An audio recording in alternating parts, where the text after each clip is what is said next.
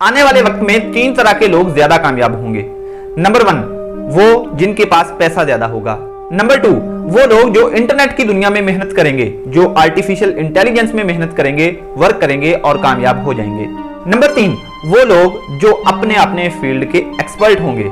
अगर आपके पास पैसा और इंटरनेट की दुनिया से कमाने के सोर्सेज और नॉलेज नहीं है तो आप जो काम भी कर रहे हैं उसके एक्सपर्ट बन जाएं, उसके मास्टर बन जाएं, अपने फील्ड के भी, अपने सब्जेक्ट के भी। दुनिया आपकी तरफ खुद आएगी।